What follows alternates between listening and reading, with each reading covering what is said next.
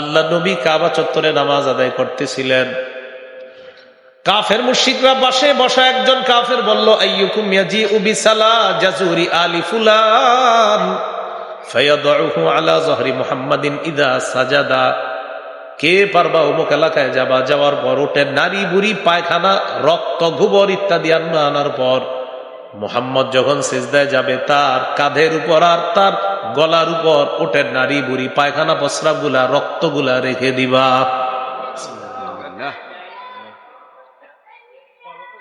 উকবা ইবনে আবি মুআইদ নামে একটা পাপিষ্ঠ দাঁড়াইছে, সে ওই এলাকায় গেল, ওঠের নারী বুড়ি পায়খানা রক্ত এগুলা নিয়ে আসলো। নবীজি সিজদায় গেল, সত্যি সত্যি নবীর কাঁধের উপর পিঠের উপর ওঠের নারী বুড়ি পায়খানা রেখে দিস।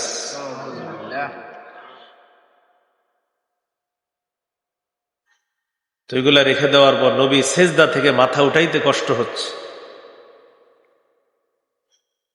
মাথা উঠাইতে রাসূল সাল্লাল্লাহু আলাইহি সাল্লামের কষ্ট হইতেছে। এদিক দিয়ে আব্দুল্লাহ ইবনে মাসউদ রাদিয়াল্লাহু তাআলা আনহু দেখতেছে দূর থেকে। তিনি বলেন, লাউ কানা লি মানআ, আমার যদি বাধা দেওয়ার সামর্থ্য থাকতো আমি বাধা দিতাম। কাফেররা কাউকে যাইতে দেয় না।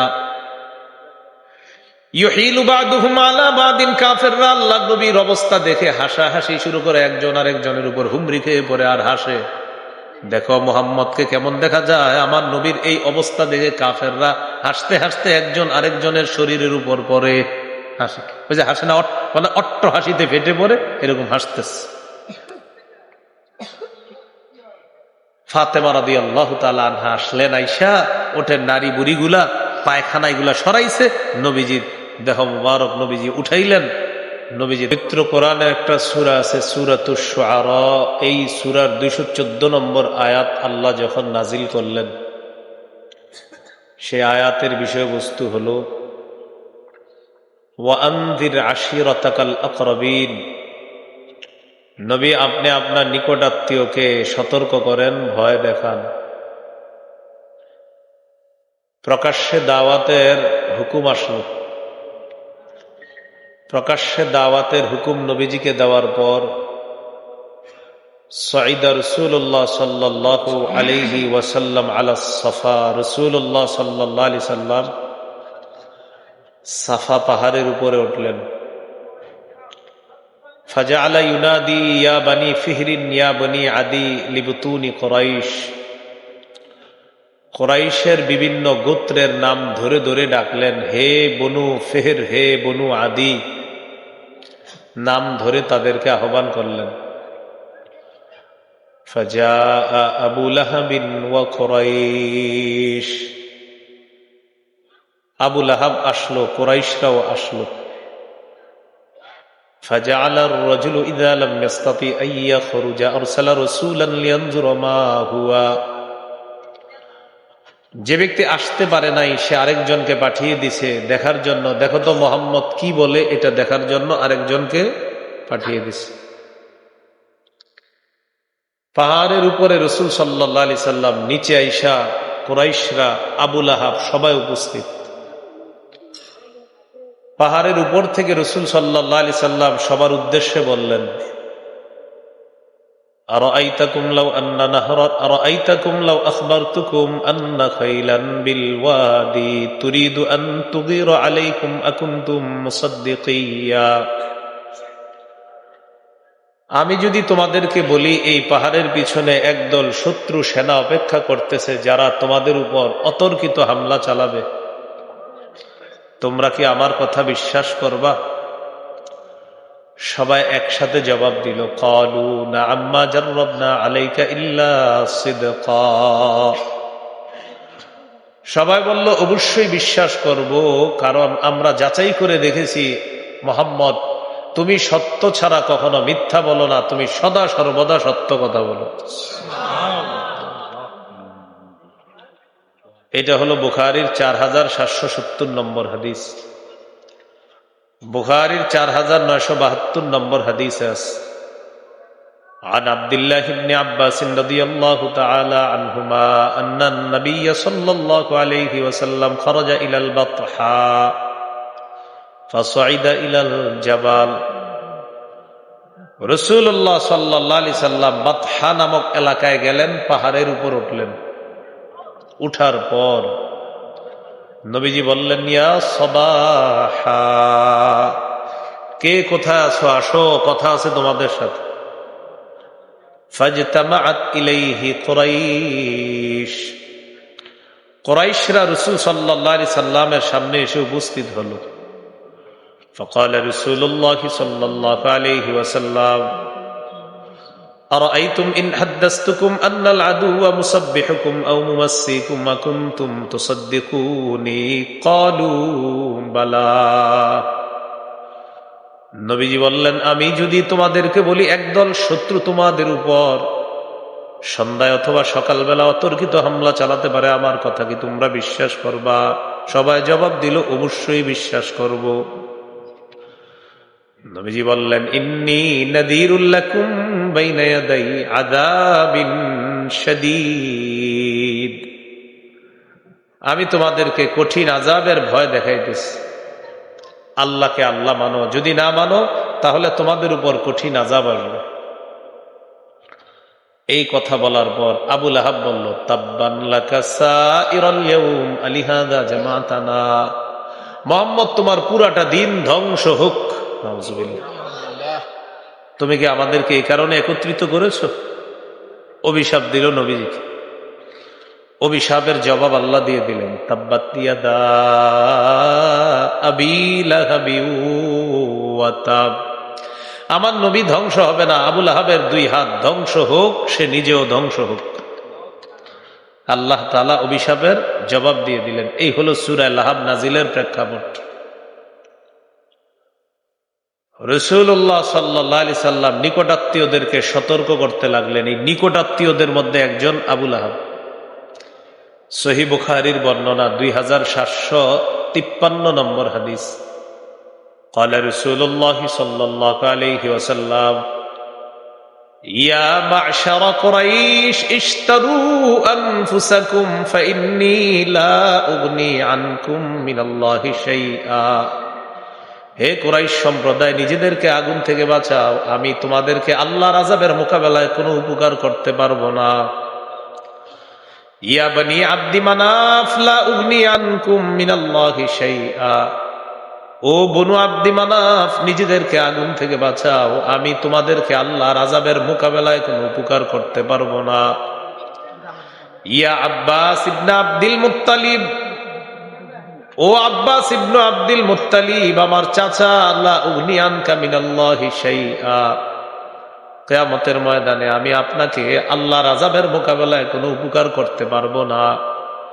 ইয়া সফিয়া আম্মাত রাসূলিল্লাহি সাল্লাল্লাহু আলাইহি ওয়াসাল্লাম, নবীজি বলেন, আমার ফুফু সফিয়া, লা উগনি আনকি মিনাল্লাহি শাইআ, আগুন থেকে নিজেকে বাঁচান, কিয়ামতের ময়দানে আল্লাহর আযাবের মোকাবেলায় আমি আপনার কোনো উপকার করতে পারবো না। সর্বশেষ কলিজার টুকরা ফাতেমাকে ডাক দিয়ে বললেন, ইয়া ফাতিমা বিনতা মুহাম্মাদিন সাল্লাল্লাহু আলাইহি ওয়াসাল্লাম সালিনি মা শি'তি মিন মালি, ফাতেমা, আমার কাছে দুনিয়াতে যা মন চায় তুমি চেয়ে নিতে পারো। আল্লাহ তাআলা আমাকে যে সম্পদ দিয়েছেন, এই সম্পদ থেকে যত পরিমাণ তোমার মন চায় তুমি চাও, নিয়ে নাও। আনকিজি নাফসাকি মিনান নার, নিজেকে আগুন থেকে বাঁচাও। লা উগনি আনকি মিনাল্লাহি শাইআ, কিয়ামতের ময়দানে আল্লাহর আযাবের মোকাবেলায় আমি তোমার কোনো উপকার করতে পারবো না। নিকট আত্মীয়দেরকে জানায় দিস। এই নিকট আত্মীয়দের একজন হলো আবু লাহাব। তারেও সতর্ক করছে, সে উল্টা বদদোয়া করছে, তুমি ধ্বংস হও, নাউজুবিল্লাহ, তোমার দিনটা ধ্বংস হোক, নাউজুবিল্লাহ। আল্লাহ আয়াত নাজিল করে বললেন, আবু লাহাবের দুই হাত ধ্বংস হোক, সে নিজেও ধ্বংস হোক, নাউজুবিল্লাহ। এই হলো এই সূরা নাজিলের প্রেক্ষাপট, শানে নুজুল। কেন এই সূরা আল্লাহ নাজিল করলেন? সূরাটার নাম সূরাতুল লাহাব। এই সূরার মধ্যে লাহাব শব্দটা দুইবার আছে। শুরুতে আছে দেখবেন তাব্বাত ইয়াদা আবি লাহাব, একটু পরে আছে সায়াসলা নারান যাতা লাহাব। এই দিকে লক্ষ্য করে এই সূরার নামকরণ করা হয়েছে সূরাতুল লাহাব। এই সূরাতে একটা শব্দ আছে শেষে দেখবেন, ফি জিদিহা হাবলুম মিম মাসাদ, মাসাদ শব্দের প্রতি লক্ষ্য রেখে সূরার নাম সূরাতুল মাসাদ বলা হয়। এবার সূরার আলোচনায় আমরা ঢুকি, খুব মন দিয়ে শোনেন। তাব্বাত, ধ্বংস হলো।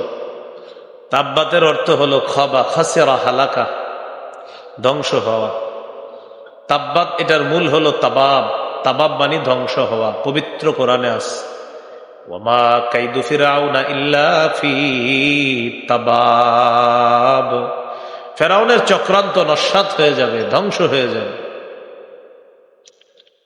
মাইকম্যান ভাই বাইরের আওয়াজটা একটু কমায় দেন, এই যে বাহিরে যেটা ভাসতেছে আওয়াজটা এটা একটু কমান। হ্যাঁ, ভাসানো আওয়াজটা কমান। হ্যাঁ, তো তাবাব অর্থ ধ্বংস।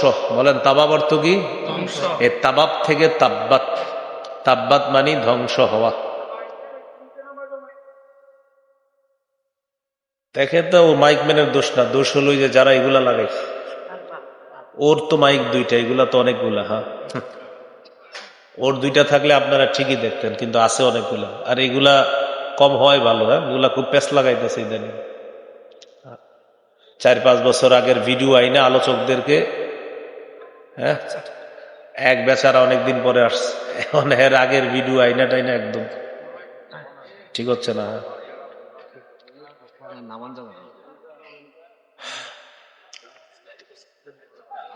তাব্বাত এটার মূল হলো তাবাব, ধ্বংস হওয়ায়। তাবাব থেকে তাব্বাত, ধ্বংস হলো, ধ্বংস হওয়া। ইয়াদা এটা দ্বিবচন, এটার এক বচন ইয়াদুন মানে হাত। ইয়াদুনের 2 বচন বা দ্বিবচন হলো ইয়াদা। তো আল্লাহ বলেন আবুল আহাবের 2 হাত ধ্বংস হোক। এখন কথা হলো 2 হাত ধ্বংস হোক, এখানে উদ্দেশ্য মূল ব্যক্তি। আরবরা অংশ বলে ব্যক্তিকে উদ্দেশ্য নিত, অংশ বলে ব্যক্তিকে তারা উদ্দেশ্য নিত। তো আবুল আহাবের 2 হাতের কথা বললে উদ্দেশ্য হলো ব্যক্তি আবুল আহাব, মানে আবুল আহাব ধ্বংস হোক। এরপরে আল্লাহ বলেন ওয়া তাব্বা, সে নিজেও ধ্বংস হোক, ডাবল তাব্বা বলছে আল্লাহ। এর মানে গুরুত্ব আরোপ করলেন যে আবুল আহাব ধ্বংস হোক। এখন আমরা জানবো আবুল আহাবের ব্যাপারে এই সূরার মূল আলোচনা, যে অংশটা মন দিয়ে একটু শুনেন সবাই। এখান থেকে কিছু বিষয় আপনার যদি এদিক সেদিক হয়ে যায় কিছুই বুঝবেন না। আবুল আহাবের আসল নাম হলো আব্দুল উজ্জা। আব্দুল উজ্জা অর্থ হলো উজ্জা দেবীর গোলাম। উজ্জা দেবীর গোলাম, এই কথাটা কি তাওহীদের সাথে সাংঘর্ষিক, এটা শিরিক। এই জন্য তার শিরকি যুক্ত নামটা আল্লাহ কোরআনে বলেন নাই। তাই আসল নাম বাদ দিয়ে তার একটা উপনাম আল্লাহ কোরআনে দিয়ে দিছে, তার উপাধি। লাহাব শব্দের অর্থ অগ্নিস্ফুলিঙ্গ। আবুল আহাবকে আবুল আহাব বলা হয় লিইশরাকি ওয়াজহিহি, তার চেহারাটা গৌর। ভাই বাহিরের আওয়াজটা কমান, বাহিরের আওয়াজ কমান, কমান, বাহিরের আওয়াজ কমান। হ্যাঁ, লিইশরাকি ওয়াজহিহি, তার চেহারাটা গৌর বর্ণ হওয়ার কারণে তাকে বলা হয় আবুল আহাব। লাহাব মানি অগ্নিস্ফুলিঙ্গ, আবু মানি পিতা, অগ্নিস্ফুলিঙ্গের পিতা মানি অগ্নিস্ফুলিঙ্গওয়ালা এই ব্যক্তি নাম আবু লাহাব। তা আবু লাহাব মানি অগ্নিস্ফুলিঙ্গের পিতা, চেহারাটা গৌরবর্ণের। আগুনের উপরের অংশটা যেমন এরকম, সে অনেক সুন্দর ছিল। এখন ঠিক আছে আওয়াজ, এই হলো আবু লাহাব। এখন ঠিক আছে মানে বুঝছেন? দেখবেন প্রায় মাহফিলে আমি বলি আওয়াজ যত কম হবে বয়ান আপনাদেরকে বুঝানো তত সহজ হবে। এখন দেখবেন খুব সুন্দরভাবে বুঝবেন, অনেক কিছু শিখবেন। মন দিয়ে শুনেন। তো আবু লাহাব, লাহাব মানে গৌরবর্ণের অধিকারী, এই জন্য তার চেহারাটা গৌরবর্ণ, অনেকটা অগ্নিস্ফুলিঙ্গের মতো হওয়ার কারণে তাকে বলা হয় আবু লাহাব, মানে অগ্নিস্ফুলিঙ্গের পিতা। নবীদের চাচাকে আমরা 3 ভাগে ভাগ করব। আমাদের নবীর চাচাদেরকে 3 ভাগে ভাগ করব। কয় ভাগ? 3 ভাগ। 1, নবীর চাচাদের মধ্যে কেউ কেউ নবীজির উপর ঈমানও আনছে, নবীজির সহযোগিতা করছে। 2, নবীর চাচাদের মধ্যে কেউ নবীর প্রতি ঈমান আনে নাই, তবে সহযোগিতা করছে। 3, নবীর চাচা ঈমানও আনে নাই, সহযোগিতা করে নাই, একদম মরা পর্যন্ত শত্রুতা করছে। এই হলো 3 প্রকার। 1 নম্বর চাচা হলো ঈমান আনছে, নবীজির সহযোগিতা করছে, নবীর পক্ষ হয়ে জিহাদ করছে, যেমন হযরত আব্বাস, হযরত হামজা রাদিয়াল্লাহু আনহুমা। সুবহানাল্লাহ। এই দুই বিখ্যাত সাহাবী নবীর চাচা। দুই নাম্বার, নবীর চাচা যে নবীর সহযোগিতা করেছে কিন্তু ঈমান আনে নাই, আর ওই বেঈমান অবস্থায় মারা গেছে, আবু তালেব। সহিহ বুখারীর বর্ণনা, 3884 নম্বর হাদিসের বর্ণনা।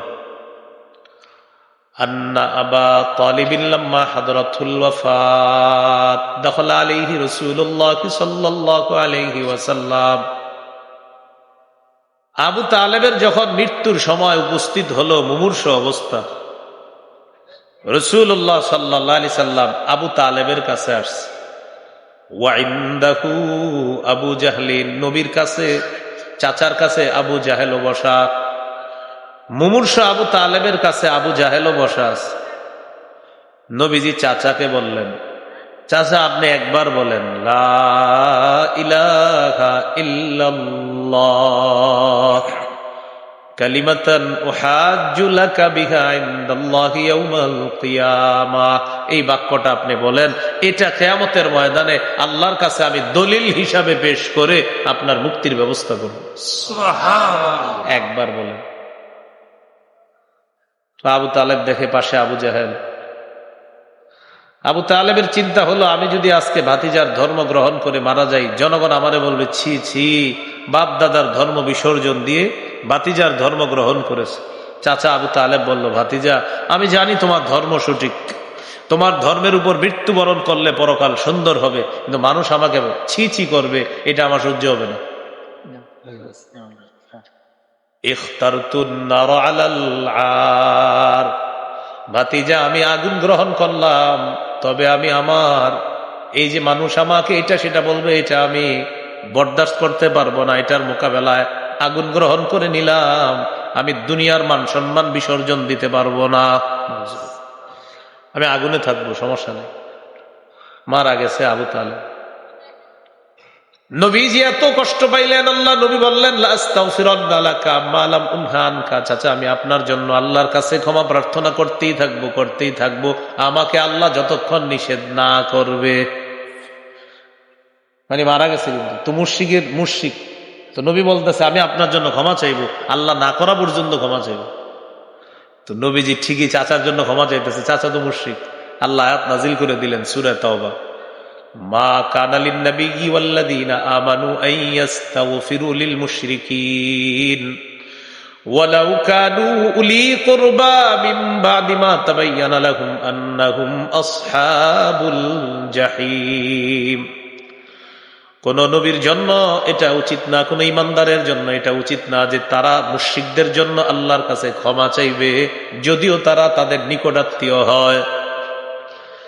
আবু তালেব আপনার নিকট আত্মীয়, কাছের মানুষ, এই বলে আবু তালেবের জন্য আপনি ইস্তেগফার পাঠ করবেন, এটা আমি আল্লাহ তাআলা পছন্দ করি না। আল্লাহ তাআলা বলেন কোন নবী কোন ইমানদারের জন্য উচিত নয় যে নবী আর ইমানদার মুশরিকের জন্য ক্ষমা প্রার্থনা করবে, ইস্তেগফার পাঠ করবে, এটা উচিত না। যদিও তারা না বালিশ দিয়ে না, মাথার জিনিস পায়ের নিচে দিবেন না, পিছনে রাখে, এই তো পায়ের নিচে দিবেন না।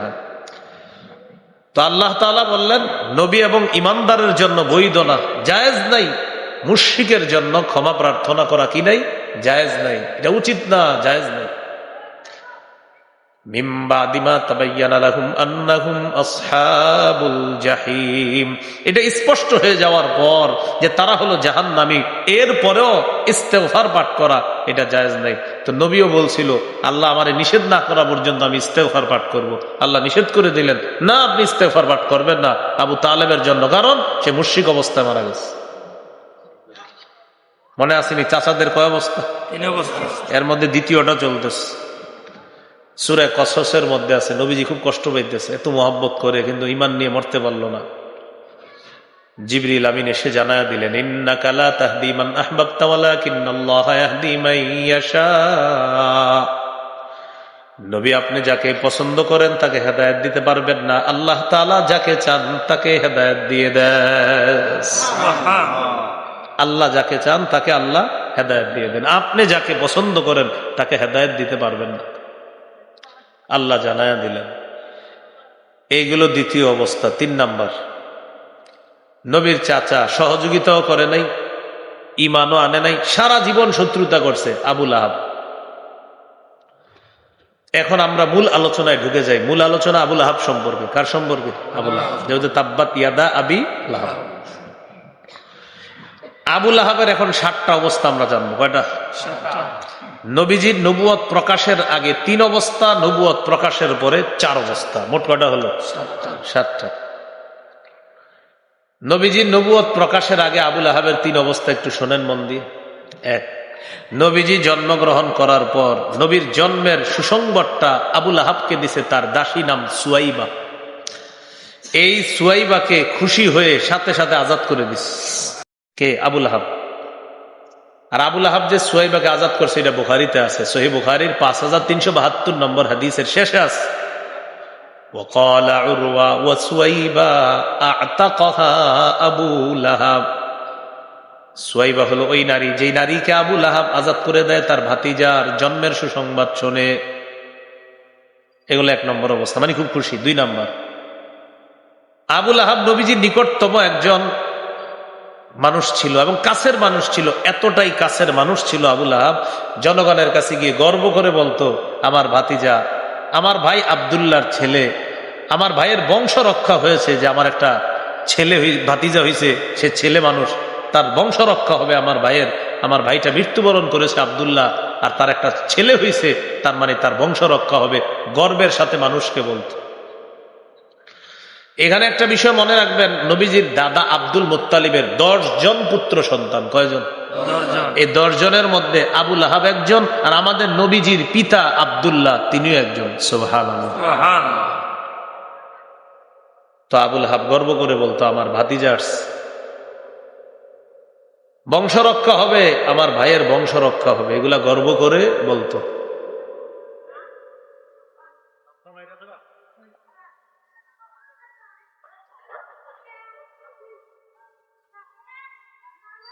এই হলো আপনার আবু লাহাবের দ্বিতীয় অবস্থান, রাসূল সাল্লাল্লাহু আলাইহি সাল্লামের নবুয়ত প্রকাশের আগের 3 নম্বর অবস্থা।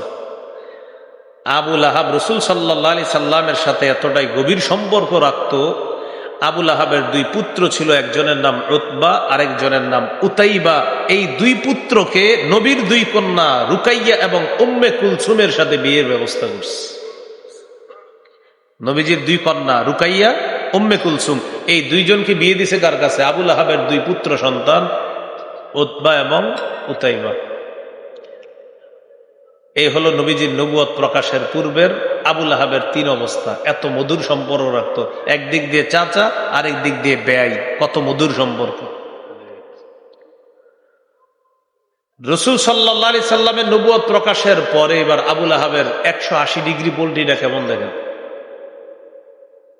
নবীজি যখন বললেন, আমি নবী, আমি তোমাদেরকে আযাবের ভয় দেখাচ্ছি, আবু লাহাব সহ্য করতে পারল না যে লাত, উজ্জাত, মানাত তাদের পূজা ছাড়ার প্রশ্নই আসে না। সর্বপ্রথম অ্যাকশন নিল আবু লাহাব, তার 2 ছেলেকে বাধ্য করলো, নবীর 2 কন্যা যে তার 2 পুত্রবধূ, এই 2 পুত্রবধূকে বাধ্য করলো যে তাদেরকে তালাক দিয়ে দাও। নবীর 2 কন্যা আবু লাহাবের 2 ছেলের পুত্রবধূ হয়ে থাকবে, এটা আবু লাহাব সহ্য করতে পারছে না, যে আমার শত্রুর মেয়ে আমার ঘরের পুত্রবধূ থাকবে, এটা অসম্ভব, তালাক দাও। তালাক দিতে বাধ্য করলো। আল্লাহ রসুল খুব কষ্ট পেয়েছে। আপনারা জানেন যে একটা মেয়েকে তার স্বামী তালাক দিয়ে দিলে বাবা কত কষ্ট পায়। নবীজি খুব কষ্ট পাইছেন। এই হলো প্রথম অ্যাকশন নিল নবীজির নবুয়ত প্রকাশের পরে। 2 নাম্বার, নবীজির 3 জন পুত্র সন্তান ছিল, এর মধ্যে দ্বিতীয় নাম্বার পুত্র সন্তানের নাম আব্দুল্লাহ, তার উপাধি হলো তাহের তাইয়িব। এই আব্দুল্লাহ যখন মারা যায় তখন আবু লাহাব বলতে লাগলো, মোহাম্মদ হলো আবতার, মোহাম্মদ লেস কাটা, মোহাম্মদ নির্বংশ। তখন আল্লাহ আয়াত নাজিল করলেন, ইন্না শানিআকা হুয়াল আবতার। হাবিব, আপনাকে যে নির্বংশ বলে সেই নির্বংশ, আপনি নির্বংশ না, তার বংশের কোনো অস্তিত্ব থাকবে না, আর আপনার বংশের আলোচনা কিয়ামত পর্যন্ত চলবে। সুবহানাল্লাহ। কি বলি আমরা? আওলাদে রাসূল আসবে। কে আসবে বলি? তাহলে এখনো আওলাদে রাসূল সাল্লাল্লাহু আলাইহি সাল্লাম আসে, তাকে দেখার জন্য হাজার হাজার মানুষ ভিড় করে। আহারে, নবীর বংশধর দেখতে না জানি কেমন। তাহলে বলেন কার বংশ নির্বংশ হলো? আবুল আহাবের। আর আমার নবীকে বলছিল আবতার, আল্লাহ তাকে আবতার বানায় দিস। এগুলো দ্বিতীয় অবস্থা। 3 নাম্বার, মক্কার একটা বাজার আছে জুল মাজাজ। কি নাম? এই জুল মাজাজ বাজারে রাসূল সাল্লাল্লাহু আলাইহি সাল্লাম গেলেন দাওয়াত দেওয়ার জন্য। মানুষকে ডেকে বললেন, ইয়া আইয়ুহান নাসু কুলু লা ইলাহা ইল্লাল্লাহ তুফলিহু। হে লোক সকল, তোমরা বলো লা ইলাহা ইল্লাল্লাহ, আল্লাহ ছাড়া কোনো ইলাহ নাই, তোমরা সফলকাম হয়ে যাবা। আবু লাহাব পিছনে পিছনে যায়, পাথর নিয়ে আমার নবীর উপর আক্রমণ চালায়। আল্লাহ রসুলের উপর পাথর মারার পর নবীর পা মুবারক থেকে রক্ত ঝরা শুরু হয়ে যায়। এখান থেকে আমাদের শিক্ষা হলো, দাওয়াতের কাজ করলে কর্মগত আঘাত আসতে পারে, আঘাত সহ্য করে দাওয়াতের কাজ চালু রাখতে হবে। নবীজিরে রক্তাক্ত করছে। সহিহ বুখারীর বর্ণনা 240 নম্বর হাদিস।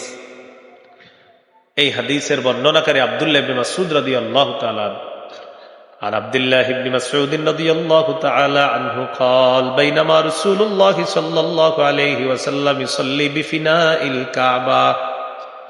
আল্লাহ নবী কাবা চত্বরে নামাজ আদায় করতেছিলেন। কাফের মুশরিকরা পাশে বসা একজন কাফের বলল, আইয়ুকুম ইয়াজিউ বিসালা জাজুরি আলি ফুলান ফায়াদউহু আলা যহরি মুহাম্মাদিন ইযা সাজাদা।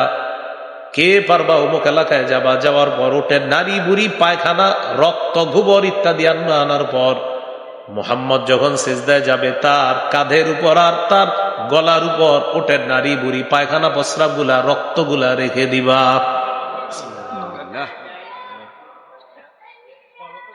উকবা ইবনে আবি মুআইদ নামে একটা পাপিষ্ঠ দাঁড়াইছে। সে ওই এলাকায় গেল, ওটের নারী বুড়ি পায়খানা রক্ত এগুলা নিয়ে আসলো। নবীজি সিজদায় গেল, সত্যি সত্যি নবীর কাঁধের উপর পিছের উপর ওটের নারী বুড়ি পায়খানা রেখে দিস।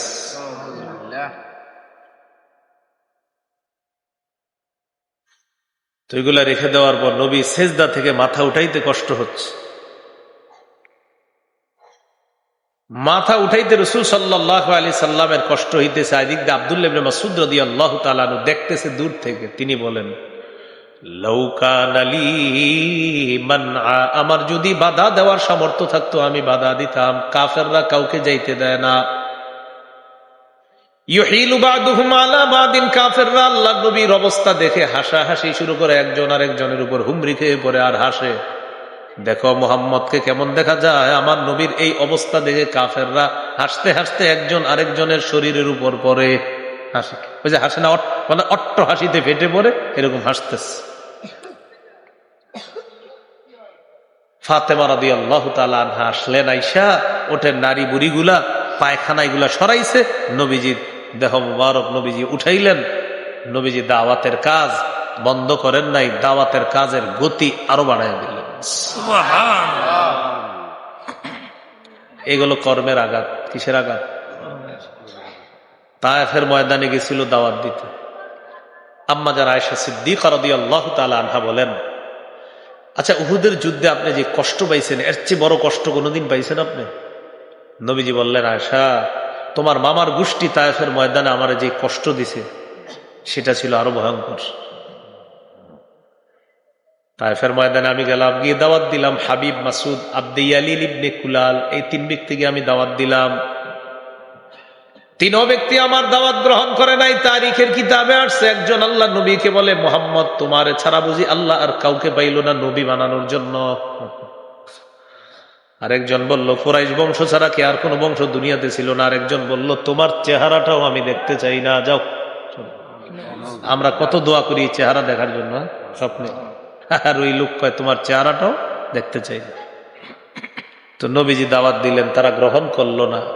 বেঈমানরা তায়েফের যুবকদেরকে লেলিয়ে দিল, এই লোকটাকে চিনো, এটা পাগল, পাগল, নাউজুবিল্লাহ পড়েন।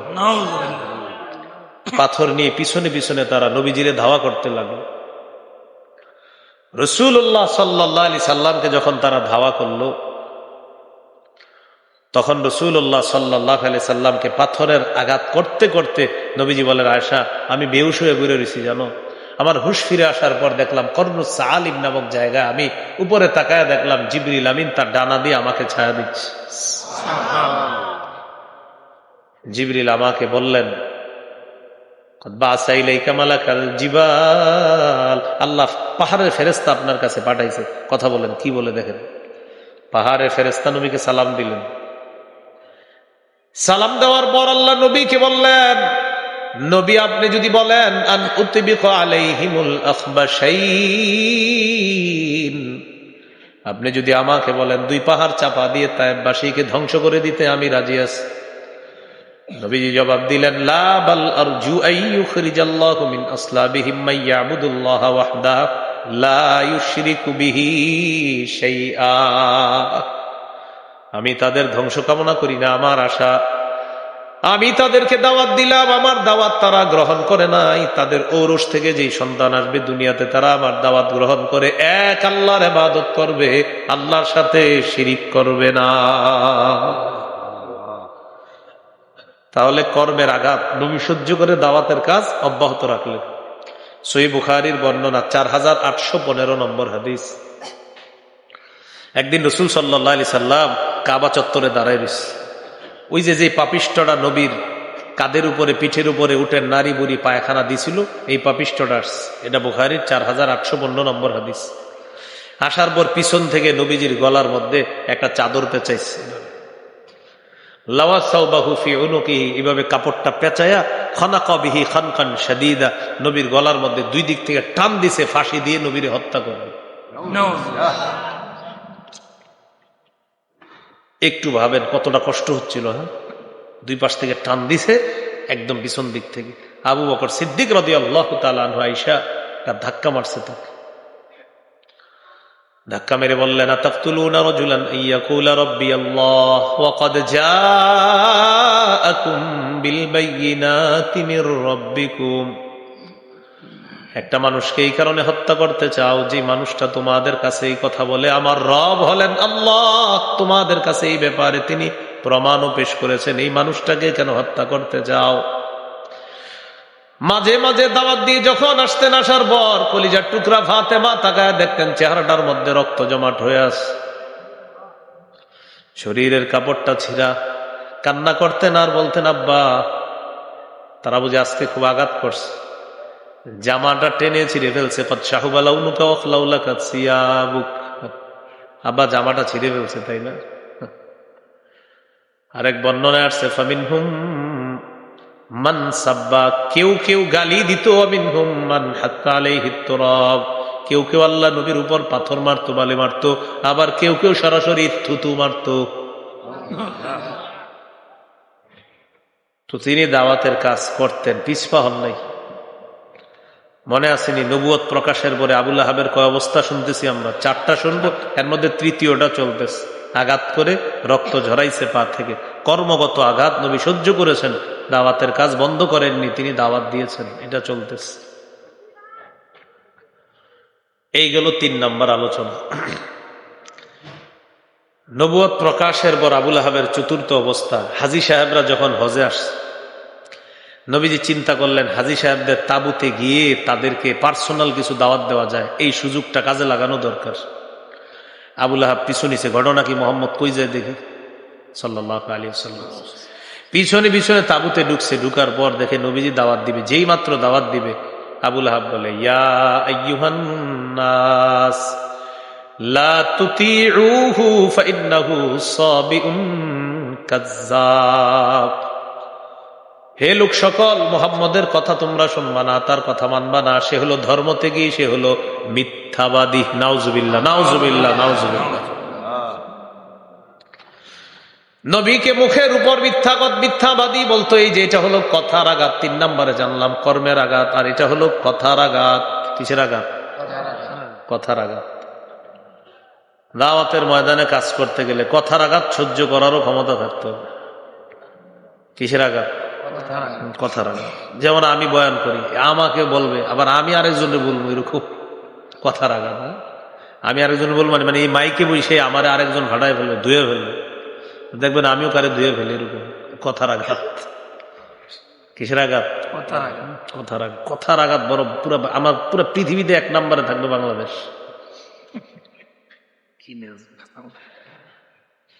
অথচ পুরো পৃথিবীতে সবচেয়ে বেশি ওয়াজ হয় কোন দেশে? এই জায়গায় 2 আঘাত বেশি, কথা কর্ম।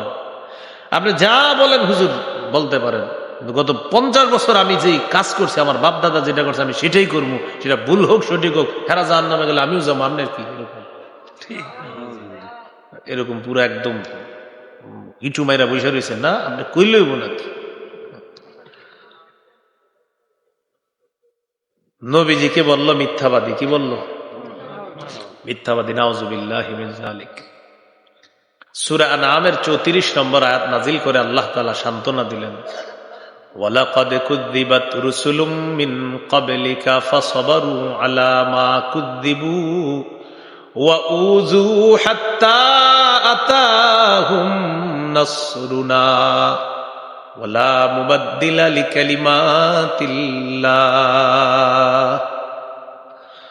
আল্লাহ তাআলা বলেন, নবী আপনার পূর্বে যত রসুল দুনিয়াতে আসছে তাদেরকে মিথ্যাবাদী বলা হয়েছে, তাদেরকে কষ্ট দেওয়া হয়েছে, তারা ধৈর্য ধারণ করেছে, সবর করেছে, এক পর্যায়ে আমার সাহায্য এসেছে, আপনাকেও জাতি মিথ্যাবাদী বলবে, বলে দিছে আল্লাহ। কষ্ট পাবেন না, ধৈর্য ধারণ করেন। আল্লাহ অন্য আয়াতে বলেন, ইন্নামা ইউয়াফফাস সাবিরুনা আজরাহুম বিগাইরি হিসাব। যারা ধৈর্যশীল তাদেরকে হিসাব ছাড়া পুরস্কার দেওয়া হবে। কি ছাড়া? হিসাব ছাড়া। তাহলে আবুল আহাবের কাহিনী থেকে 2টা বিষয় শিখছি আমরা। কষ্টের একটা হলো কথার কষ্ট, আর একটা কর্মের কষ্ট। কর্মগত কষ্ট আসবে আপনার উপর, কথার আঘাত আসবে আপনার উপর। বিশেষ করে দাওয়াতি ময়দানে যদি হক কথা বলেন তো আপনার উপরে আঘাত আসবে অনেক বেশি। কি কথা? আপনি যত হক কথা বলবেন আপনার জাতি প্রত্যাখ্যান করবে। আপনি যত হক কথা বলবেন এত জাতি আপনার থেকে দূরে সরে যেতে পারে। নূহ নবীর থেকে জাতি দূরে সরে গেছে, 950 বছর হকের কথা বলছে। কয় বছর? 950। হ্যাঁ, নূহ নবীও বলতেছে, তার কথা আল্লাহ কোরআনে আছে, রব্বি ইন্নী দাউতুহুম কওমি লাইলা, রব্বি ইন্নী দাউতু কওমি লাইলা ওয়া নাহারা। আমি আমার জাতিকে রাতের বেলা দাওয়াত দিলাম, দিনের বেলা দাওয়াত দিলাম, রাত দিন দাওয়াত দেওয়ার পর ফালাম ইয়াজিদহুম দুআই ইল্লা ফিরারা। আমার দাওয়াতের ফলাফল হলো তারা খালি পালাইছে। আমি যত দাওয়াত দিছি তাদের পলায়ন বাড়ছে। দাওয়াত দিছি, পলায়ন কি হয়েছে? বাড়ছে। এখন আমাদের শ্রোতা যারা হয় তাদের মধ্যে এই মানসিকতা হয় যে হুজুর যদি কিছুক্ষণ হাসায়, কিছুক্ষণ যদি আমাদেরকে নাচায় তাহলে থাকবো। মানে প্রত্যেকে একটা নিয়ত নিয়ে আসে যে আমি থাকবো হাসাইলে, আরেকজনে আমি থাকবো কাঁদাইলে, এরকম এক একজন একক নিয়ত নিয়ে আসতেছে। এই নিয়ত কেউ করে না। হকের আওয়াজ যেই বলবে আমি সেটাই শুনবো, এই নিয়তের শ্রোতা খুব কম পাবেন, প্রচুর কম পাবেন। আধা ঘন্টা 40 মিনিট মিথ্যা কথা বলে আপনাকে হাসাবো, তখন একদল আসবে। কালকে সকালে চা দোকানের সামনে বল, ভাই হুজুরটা একটা মানুষ, মজার মানুষ, 40 মিনিট খালি হাসাইছে। কালকে সকালে প্রশংসার বাণী উঠবে। অথচ এই 40 মিনিটের হিসাব আল্লাহর কাছে দিতে হবে। সহিহ বুখারীর বর্ণনা আছে, আপনার প্রত্যেকটা মিনিট আপনার যে আমি নিলাম, এই প্রত্যেক মিনিটের হিসাব আল্লাহর কাছে দিতে হবে। প্রত্যেকটা মিনিটের হিসাব দিতে হবে। সূরাতুস সফফি 2-3 নম্বর আয়াতে আল্লাহ বলেন, ইয়া আইয়ুহাল্লাযীনা আমানু লিমা তাকুলুনা মা লা তাফআলুন। এমন কথা কেন বলো যা করো না। কাবুর মাকতান ইনদাল্লাহি আন তাকুলু মা লা তাফআলুন। যা করো না তা বলা আল্লাহর কাছে বড় অপরাধ। 10 জন মানুষের সামনে যদি আমি 10 মিনিট কথা বলে চলে যাই, এই 10 জন মানুষ 10 কত হয় বলেন? 100। 10 জন মানুষের সামনে আমি 10 মিনিট আলোচনা করলাম, তাহলে এক একজন 10 মিনিট করে হলে 10 জন মানুষ, মানে একজন 10 মিনিট করে, 10 মিনিট করে 100 মিনিট। এই 10 জনের সামনে 10 মিনিট ওয়াজ করলাম, মানে 100 মিনিটের হিসাব আল্লাহর কাছে দিতে হবে। মানুষ তো 10 জন, প্রত্যেকটা মিনিটের হিসাব দিতে হবে। আমি যদি 1 মিনিট 10 জনের সামনে ওয়াজ করি, তাহলে একজনে 1 মিনিট ওয়াজ করলাম, তাহলে 10 জনে 10 মিনিট। এই 10 মিনিটের হিসাব আল্লাহর কাছে দিতে হবে। আমার 10 জন বান্দা যে তোমার কথা শুনছে, হিসাব দাও, কি কি বলছো বলো। তো নূহ নবী বলেন, আমি তাদেরকে দাওয়াত দিলাম, তারা পলায়ন করে। তো বলছিলাম শ্রোতা ভাই হকের শ্রোতা হন, হকের। কিসের শ্রোতা? হকের। এই নিয়ত না করা যে আমি যাব কিছুক্ষণ হাসবো, আমি যাব কিছুক্ষণ এই করবো সে না, হকের শ্রোতা হন, কোরআন সুন্নাহর শ্রোতা হন। আল্লাহ কথাগুলা বুঝার তৌফিক দান করেন, আমিন। নূহ আলাইহিস সালাম কি বলতেছে? আল্লাহ তাআলা নূহ নবীর এই কথাটাও আছে, কুল্লামা দাউতুহুম লিতাগফিরা লাহুম জাআলু আসাবিআহুম ফি আযানিহিম। আমি যখনই তাদেরকে দাওয়াত দিলাম যেন তারা দাওয়াত গ্রহণ করে, আর আপনি তাদেরকে ক্ষমা করে দেন, তারা তাদের দুই কানের মধ্যে আঙ্গুল ঢুকায়, না না তোমার কথা শুনবো না। একজন নবী কিসের দাওয়াত দেয়? হকের। কানে আঙ্গুল ঢুকেছে, না শুনবো না, শুনবো না, কানে আঙ্গুল দিচ্ছে। তো আমাদের নবীজি সাল্লাল্লাহু আলাইহি সাল্লামকে বাধা দিচ্ছে। তাহলে কি শিখলাম? কথার কষ্ট, কর্মের কষ্ট। এই দুই কষ্টের পরেও আপনি সত্য কথা বলতে হবে, সঠিক কথা বলতে হবে। পুরা জাতি যদি আপনাকে ফেলে দেয়, ছুঁড়ে আপনাকে ফেলে দেয়, কিন্তু আপনি সত্য কথা বলতে হবে। মানে কথা যে বাংলাদেশে সবাই আপনি বললো তোরে দেখতে পারি না, যা তুই সর। কেন? আপনি সঠিক কথা বলছেন এই কারণে, কিন্তু আপনি বলতে হবে এটা। এই হলো আপনার নবীজির, এখান থেকে শিখলাম। তাহলে নবীজির নবুয়ত প্রকাশের পরে আবুল আহাবের কয় অবস্থা জানলাম? 4। নবীর মেয়ে দুইজনকে, ছেলে দুইটাকে বলে তালাক দিতে বাধ্য করেছে। এখান থেকে মনে রাখবেন, এই দুই মেয়ে পরবর্তীতে পর্যায়ক্রমে হযরত উসমান গনি রাদিয়াল্লাহু তাআলা আনহুর বিবি হওয়ার সৌভাগ্য লাভ করছে। আমরা এইভাবে বলি হযরত উসমান গনি সৌভাগ্য লাভ করেছেন, কারণ নবীর কন্যা। কার কন্যা? নবীজির কন্যার জামাতা হওয়া নিঃসন্দেহে সৌভাগ্য। প্রথমে বিয়ে করেছেন, ওই স্ত্রী মারা গেছে, যাওয়ার পর নবী তার আরেক কন্যাকেও বিয়ে দিছে। সে এলো এই দুই কন্যা, যেই দুই কন্যাকে ওই যে আবুল আহাব তার দুই ছেলেকে বাধ্য করছে তালাক দেওয়ার জন্য। এই হলো নবুয়তের পরবর্তী 4 অবস্থা আবুল আহাবের, এটা আমরা জানলাম। তাব্বাত ইয়াদা আবি লাহাবি ওয়া তাব। আল্লাহ তাআলা এখানে তাব্বাত 2বার বলছেন, তাব্বাত একবার, এরপরে বলছেন তাব্বাত। তাব্বাত এটা হলো স্ত্রীলিঙ্গ, আর পরের তাব্বা এটা হলো পুরুষ লিঙ্গ। আর বিতিয়াদুন হাত, এই হাতটা হলো স্ত্রীলিঙ্গ, এই জন্য আল্লাহ তাআলা বললেন তাব্বাত। কি বলছেন? তাব্বাত। এটা হলো আপনার স্ত্রীলিঙ্গ, আর তাব্বা হলো পুরুষ লিঙ্গ। কেন? ওইটা নিজেরই বুঝেছে। এখন কথা হলো, এটা আমার সাথে একটা বাংলা বলেন। বলেন আরবরা অংশ বলে পূর্ণকে বুঝায়। আল্লাহ তাআলা হাত নামক অংশের মাধ্যমে পূর্ণ আবুল আহাবকেই বুঝিয়েছেন। বলছে কি 2 হাত, আসলে উদ্দেশ্য আবুল আহাব। আরবরা যেহেতু এইভাবে কথা বলতো, এই জন্য আল্লাহ এত এইভাবে নাজিল করছে। আল্লাহ বলেন তাব্বাত ইয়াদা আবি লাহাব, আবুল আহাবের 2 হাত ধ্বংস, মানে আবুল আহাব ধ্বংস, তাব্বা সে নিজেও ধ্বংস।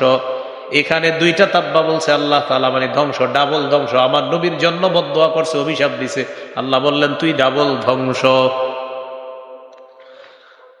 তাব্বাত এটার অর্থ হালাকা, খাসির খবা, আগে বলেছিলাম। এখন আসেন দ্বিতীয় আয়াতে যাই আমরা। মা আগনা আনহু মালুহু ওয়া মা কাসাব। গুরুত্বপূর্ণ অংশ এটা। আবুল আহাবের সম্পদ, আবুল আহাবের সন্তান তার কোনো কাজে আসে নাই। বদর যুদ্ধে কাফেররা শোচনীয় পরাজয় বরণ করার 7 দিন পর আবুল আহাবের গলার মধ্যে গুটি বসন্তের রোগ হয়। এই রোগে আবুল আহাব যখন কঠিন অবস্থার সম্মুখীন, আবুল আহাবের সন্তানরা তার ছেড়ে পালায় গেছে। আরবের অন্ধবিশ্বাস ছিল বসন্ত রোগ এটা হলো ছোঁয়াছে রোগ, না জানি বাপের রোগ আমাদের শরীরেও আসতে পারে। সন্তানরা পালায় গেছে, সন্তানরা পালায় গেছে। এই রোগের ট্রিটমেন্টের জন্য টাকা পয়সাও কোনো কাজে আসতেছে না, সন্তানও চলে গেল। তাই আল্লাহ বললেন মা আগনা আনহু মালুহু, তার সম্পদ তার কোনো কাজে আসে নাই। ওয়া মা কাসাব, আই ওয়া মা কাসাবা মিন ওয়ালাদ, তার সন্তানও তার কোনো কাজে আসে নাই। বসন্ত রোগের ভয়ে সন্তানরা যখন পালিয়ে যায়, আবুল আহাব বসন্ত রোগে মারা যায়। মারা যাওয়ার পর লাশ ধরে না কেউ ভয়ে, যদি বসন্ত রোগ অন্যের গায়ে যায়। 3 দিন পর্যন্ত লাশটা পড়ে আছে, পইচা গন্ধ বের হওয়া শুরু হয়েছে। পরে আবুল আহাবের সন্তানরা এক জায়গা থেকে আসছে, আসার পর আরেকজনের সহায়তায় লাশটা মক্কার উঁচু ভূমিতে নিয়ে গেছে। করোনার সময় যেমন কোটিপতির সন্তানও বাপের লাশের কাছে যায় না, তখন হুজুর করে ফোন দিছে, কি করবে, হুজুরের জীবন তো আর হুজুর মরলে মরুক, জানান নাকি আমার আব্বার খবর দেন। কে হুজুর, আপনি মরলে মরেন না। কত আলেমের স্ত্রী পায়ে ধরছে, সন্তানটা পায়ে ধরছে, আপনি যান না। এক এক আলেম 40 জন, 42 জন, 47 জন, 60 জন লাশ দাফন করছে। তো ফোন দিয়ে বলে দিস, বাপের লাশটা অমুক জায়গায় আছে, দাফন করে দেন। আর মাইরটা যখন শুরু হবে তখন হুজুর করে আগে ধরবেন, মার এদের মার, মাইরা টেরা সংসদিকে ঘুমু, এগুলা রং মাইখা ঘুমাই রইস। কথার কথা কি? তো এই হলো আপনার অবস্থা। তো এই হলো এক জাতি, মানে টুপি আর দাড়ি নিছেন তো আপনি বাস, আপনার যে যেমনে মন চায় বলতে থাকবে। কারণ আপনি কেন আপনার দাড়ি আর টুপি থাকবে? এই জন্য আমার আব্বা পচবে, আপনার এই কাজে লাগাবো। তো করোনা ভাইরাসের সময় এটা আপনারা চোখে দেখছেন, স্বচক্ষে দেখছেন। আবুল আহাবের সন্তানরা আরেকজনের সহায়তায় মক্কার উঁচু ভূমিতে লাশটা নিচে নেওয়ার পর, মাটি খুঁড়ছে, খোঁড়ার পর লাঠি দিয়া আপনার এরা ধাক্কাইতে ওই গর্তের মধ্যে ফেলেছে। ভয়ে কেউ কাছে যায় না, বড় এক লাঠি দিয়ে ধাক্কাইতে ওইটা ওখানে ফেলা, মাটি চাপা দিয়ে দৌড়ে সবাই চলে আসছে। যুগে যুগে জালেমদের পরিণতি এটাই হয়। এই জন্য আল্লাহ বললেন, মা আগনা আনহু মালুহু ওয়া মা কাসাব, তার সম্পদ, তার সন্তান তার কোনো কাজে আসলো না।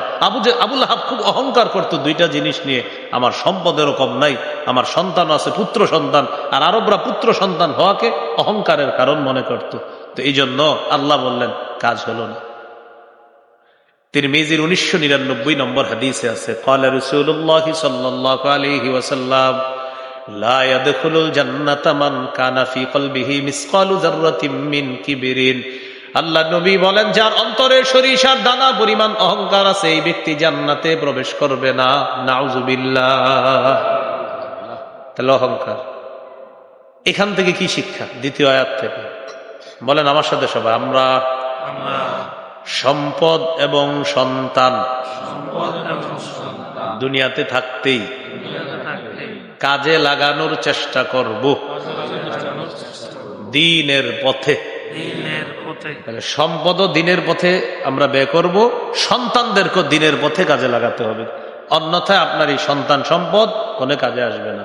ক্বালা রাসূলুল্লাহ সাল্লাল্লাহু আলাইহি ওয়াসাল্লাম, ইযা মাতাল ইনসান ইনকাতা আনহু আমালুহু ইল্লা মিন সালাসা। নবীজি বলেন, মানুষ যখন মারা যায় তার আমলনামা বন্ধ হয়ে যায়, তিনটা জারি থাকে। কয়টা? তিনটা। এক নম্বর ইল্লা মিন সাদাকাতিন জারিয়া, এক নম্বর সদকায়ে জারিয়া, ওই যে একটু আগে হুজুরের হাতে দান করলেন, এগুলা জারি থাকবে। দুই নম্বর আও ইলমিন ইনতাফাউ বিহি, এমন ইলম যে ইলমের মাধ্যমে উপকৃত হওয়া যায়। সূরা আল-আহব থেকে আজকে যতটুকু বিদ্যা আপনারা অর্জন করলেন, আমি মারা যাওয়ার পর আপনারা যারা যারা এটা নিয়ে আলোচনা করবেন, আমার কবরে এই জ্ঞানের সওয়াব আল্লাহ পৌঁছায়া দিবে। সুবহানাল্লাহ। আও ইলমিন ইনতাফাউ বিহি, যে আরিফ নামে একটা লোক আইছিল আমাদের এলাকায়, তো বলছিল নবীর চাচাদের তিন অবস্থা, একদল বিশ্বাস করছে, আরেক দল বিশ্বাস করে নাই, সহযোগিতা করছে, আরেক দল বিশ্বাসও করে নাই, সহযোগিতা করে নাই। এই বিদ্যাটা আপনাদের আলোচনা হয়েছে। কে বলছে? আরিফ নামে একটা লোক বলছে। এই যে বললেন, এর মানে আমি আপনাদেরকে এতটুকু বলা জানাইতে পারলাম, এই জ্ঞানের সওয়াবটা আপনারা যে জ্ঞানের আলোচনা করলেন, এটা আমার কবরে পৌঁছবে। আও ইলমিন ইনতাফাউ বিহি। তাহলে চিন্তা করে, একজন হাফেজ সাহেব 10 জনকে হাফেজ বানায়, ওই 10 জন আরো 10 জনকে বানায়, ওই 10 জন আরো 100 জনকে হাফেজ বানায়। শাইখুল হাদিস আল্লামা আজিজুল্লাহ রহমতুল্লাহ লাখ লাখ ছাত্র রেখে গেছে দুনিয়াতে। তাহলে হ্যাঁ, লাখ লাখ, মানে এটা কথা, লাখ লাখ ছাত্র রেখে গেছে। আল্লাহ কথাগুলা ওনার তো শুধু মানে বাংলাদেশের বড় বড় শাইখুল হাদিস আছে এমন হাজার হাজার, যারা আমাদের আল্লামা আজিজুল হক রহমতুল্লাহ ছাত্র, মানে শাইখুল হাদিস ছাড়া তো আরো ছাত্র আছে। তাও ইলমিন ইনতাফাউ বিহি, এমন এলেম রেখা যাওয়া যেটার মাধ্যমে উপকৃত হওয়া যায়, যেটা লেখালেখির এলেমও রেখে যাওয়া যায়। 3 নাম্বার আওয়ালাদিন সালিহিন ইয়াদউ লা, এমন একজন সন্তান যেই সন্তান তার অভিভাবকের জন্য দোয়া করতে পারবে। রব্বির হামহুমা কামা রব্বায়ানি সগীরা, আল্লাহ আমার পিতা মাতার প্রতি আপনি দয়া করেন, তারা যেমন ছোটবেলা আমারে খুব লালন পালন করেছে, আল্লাহ আপনি আমার মা বাবার প্রতি দয়া করেন। এরকম বলতে পারে এমন একজন সন্তান দুনিয়াতে যে রেখে যেতে পারবে, এটা তার কাজে আসবে।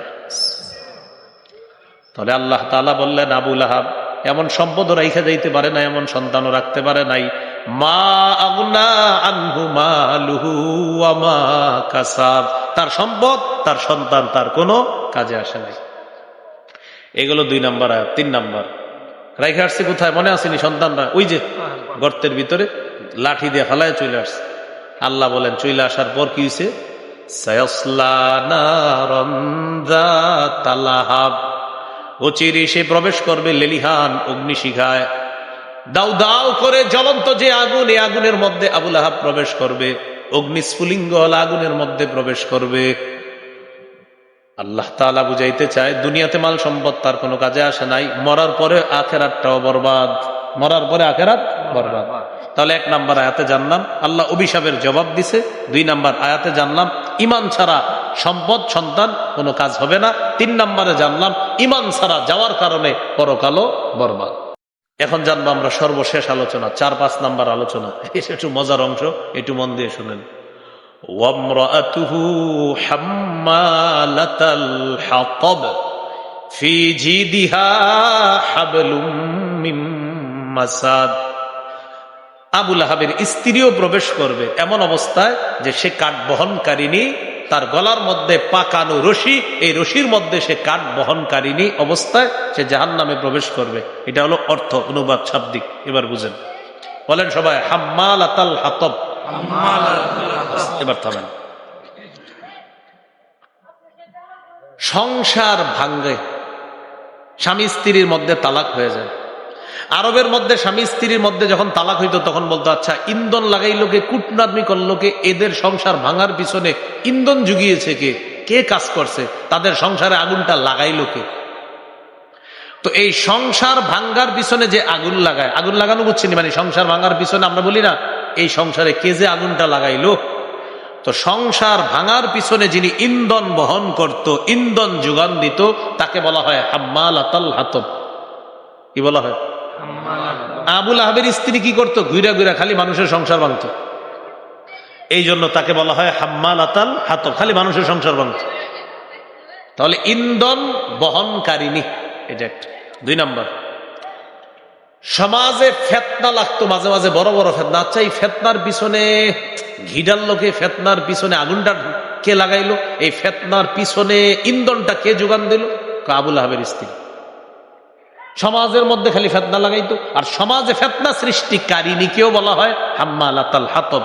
তাহলে একটা হলো সংসার ভাঙার পিছনে ইন্ধন যোগানদাতা, ইন্ধন বহনকারিনী, আরেকটা হলো সমাজে ফেতনা লাগানোর ক্ষেত্রে ইন্ধন বহনকারিনী, আর এই সেই ইন্ধন বহনকারিনীকে বলা হয় হাম্মালাতাল হাতাব। 3 নম্বর, আবু লাহাবের স্ত্রী ধনী মানুষ ছিল, কোন সেবক সেবিকা রাখতো না, কারণ বেতন দিতে হবে। এই জন্য কৃপণতা করে নিজেই বাগানে জঙ্গলে যাইতো, যাওয়ার পর ওই গলায় পেঁচানো পাকানো রশি দিয়ে কাঠগুলাকে এই রশির মধ্যে বেঁধে সে নিজেই নিয়ে আসতো, বহন করে নিয়ে আসতো আইনা, এগুলা দিয়ে রান্না করতো। কারণ সেবক সেবিকা রাখলে আবার বেতন দিতে হইব, এই জন্য বেতন না দেওয়ার জন্য কৃপণতা করে সে নিজেই আপনার ওই জ্বালানি এগুলা বহন করে আনতো। জ্বালানির আরবি হলো হাতব, কাঠের আরবি হলো হাতব। হাম্মালাতা মানে বহনকারী, তাহলে হাম্মালাতাল হাতব জ্বালানি বহনকারিনী অথবা কাঠ বহনকারিনী আবু লাহাবের স্ত্রী। তাহলে একটা হলো সংসারে ইন্ধন বহনকারিনী, আরেকটা সমাজে ফেতনা লাগানোর পিছনে ইন্ধন বহনকারিনী, আরেকটা কাঠ বহনকারিনী অথবা লাকড়ি জ্বালানি বহনকারিনী আবু লাহাবের স্ত্রী, সেও প্রবেশ করবে জাহান্নামে। কেমন অবস্থায়? ফি জিদিহা হাবলুম মিন মাসাদ, গলার মধ্যে পাকানো রশি থাকবে। এটার একটা ব্যাখ্যা হলো এই পাকানো রশি দিয়ে জঙ্গল থেকে কাঠ বেঁধে এই কাষ্ঠ বহন করে সে বাসায় নিয়ে আসতো। আরেকটা হলো কিয়ামতের ময়দানে আবু লাহাবের স্ত্রী যখন জাহান্নামে প্রবেশ করবে, পাকানো রশি তার গলার মধ্যে লাগে, এই রশি দিয়ে টানতে টানতে তাকে জাহান্নামের মধ্যে নিক্ষেপ করা হবে। নাউজুবিল্লাহ। এখন শুনেন, আবু লাহাবের স্ত্রীর নাম আওরা। বলেন কি নাম? আওরা মানে টেরা চোখ, তার চোখে টেরা টেরা টেরা ভাব ছিল, এই জন্য তার নাম আওরা। আবার তার আরেকটা নাম আছে আরওয়া, হয়তো আওরা অথবা আরওয়া, আওরা অথবা আরওয়া আবু লাহাবের স্ত্রীর নাম। তার কুনিয়ত হলো উম্মে জামিল। এই আবুল আহাবের স্ত্রী কবি ছিল, নগদ কবিতা বানায় ফেলতে পারতো, মুসলমানদের খুব কষ্ট দিত, মানুষকে কষ্ট দিত। আল্লাহ যখন সূরা লাহাব নাজিল করছে, খুব ভালো করে বুঝবেন, সূরা লাহাবের মধ্যে দুইটা বিষয় আছে, যে আবুল আহাবও জাহান্নামে যাবে, তার স্ত্রীও কোথায় যাবে? জাহান্নামে যাবে। এই কথা শুই না আবুল আহাবের স্ত্রী পাথর নিয়ে আসছে, নবীজিরে হত্যা করবে। কোথায় মোহাম্মদ, কোথায়? কেন? কয় তার রব আল্লাহ নাকি বলছে আমার স্বামীও জাহান্নামে যাবে, আমিও যাব। এরকম কথা আসছে তো? হ্যাঁ, কোথায়? আমাদের নবী সামনে বসা, আবু বকর সিদ্দিকের পাশে, দুনিয়ার সব আবুল আহাবের স্ত্রী দেখতেছে, নবীর মুজিজা আল্লাহ প্রকাশ করাইলেন, নবীজিকে আবুল আহাবের স্ত্রী সামনে থেকেও দেখতেছে না, পাশে আবু বকর সিদ্দিক রাদিয়াল্লাহু তাআলা। সবাই সবাইকে দেখতেছে, শুধু নবীকে ও দেখতেছে না। এটা আল্লাহ তাআলা মুজিজা ঘটাইছে। আবু বকর সিদ্দিক রাদিয়াল্লাহু তাআলা আনহুকে ডেকে বলতেছে, আবু বকর, তোমার সাথী মোহাম্মদ কোথায়? নবীজি কিন্তু সামনে। তখন আবুল আহাবের স্ত্রী নগদ একটা কবিতা বানায় ফেলছে, সে কবি ছিল। কবিতাটা আপনাদেরকে শোনাই, এক একটা অংশ বলবো আর নাউজুবিল্লাহ পড়বেন। আগে বলি আমি, মুদাম্মামান আসাইনা নাউজুবিল্লাহ ওয়া আমরাহু আবাইনা নাউজুবিল্লাহ ওয়া দীনাহু ক্বালাইনা নাউজুবিল্লাহ। এবার অনুবাদ করি, তাও নাউজুবিল্লাহ পড়বেন। হ্যাঁ, মুদাম্মামান আসাইনা অর্থ হলো নিন্দিত ব্যক্তিকে আমরা নাফরমানি করি। নিন্দিত ব্যক্তি মানে নবীজিরে নিন্দিত ব্যক্তি বলল, চিন্তা করছেন। মুজাম্মামান আসাইনা, নিন্দিত ব্যক্তির নাফরমানি করি আমরা। নাউজুবিল্লাহ। ও আমরাহু আবাইনা, তার কথা আমরা প্রত্যাখ্যান করি, তার আদেশ আমরা অমান্য করি। ওয়া দীনাহু ক্বালাইনা, তার দিন আমরা ঘৃণা ভরে প্রত্যাখ্যান করলাম। এই হলো তার কবিতার অনুবাদ। মুজাম্মামান আসাইনা, নিন্দিত ব্যক্তিকে আমরা নাফরমানি করলাম। ওয়া আমরাহু আবাইনা, তার হুকুম আমরা অমান্য করলাম। ওয়া দীনাহু ক্বালাইনা, আর দিন আমরা ঘৃণা ভরে প্রত্যাখ্যান করলাম। নাউজুবিল্লাহ। নগদ কবিতা শোনায়া ঝাল মিটাইছে। এই হলো আবুল আহাবের স্ত্রী, সেও জাহান্নামে প্রবেশ করবে, তার গলায় থাকবে বেড়ি, এই বেড়ি দিয়ে পেঁচায়া তাকেও হেসরাইতে হেসরাইতে জাহান্নামে নিক্ষেপ করা হবে। টোটাল সূরাটা থেকে কি শিখলাম আমরা? দ্বীনের কাজ করতে হবে, দ্বীনের কাজে বাধা দেওয়া হারাম। বলেন, দ্বীনের কাজে বাধা দেওয়া হারাম। 1 2, অন্য কেউ দ্বীনের কাজ করলে তাকে অভিশাপ দেওয়া যাবে না। অন্য কেউ ভালো কাজ করলে তাকে অভিশাপ দেওয়া যাবে না, এটা 2 নাম্বার। 3 নাম্বার, সম্পদ সন্তান কাজে লাগানোর চেষ্টা করতে হবে জীবদ্দশায়, অন্যথায় মৃত্যুর পর আফসোস করা ছাড়া উপায় থাকবে না। 4 নাম্বার গুরুত্বপূর্ণ শিক্ষা, ভালো কাজে সহযোগিতা করা, খারাপ কাজে সহযোগিতা না করা। আবুল আহাবের স্ত্রী আবুল আহাবকে খারাপ কাজে সহযোগিতা করছে, নাফরমানিতে সহযোগিতা করছে, আল্লাহর কুফরি করে স্বামী, বিবিও সহযোগিতা করে। আপনি ঠিক কাম করতেছেন, বিবিও বলতো। এরকম বিবি, এই জাতীয় বিবি যেন আমাদের না হয়। এই জন্য নবীজি বলছেন, এক হাদিসে 3টা, আরেক হাদিসে 4টা। আল্লাহর কাছে জীবনে 3টা অথবা 4টা জিনিস চেয়ে নিবা। লিয়াত্তাখিযা আহাদুকুম কলবান শাকিরা, 1 নাম্বার, এমন একটা কলব আল্লাহর কাছে চেয়ে নিবা যে কলবটা আল্লাহর বেশি শুকরিয়া আদায় করে। 2 নাম্বার, লিসানান যাকিরা, এমন একটা জিহ্বা চেয়ে নিবা যে জিহ্বাটা আল্লাহর বেশি বেশি জিকির করে।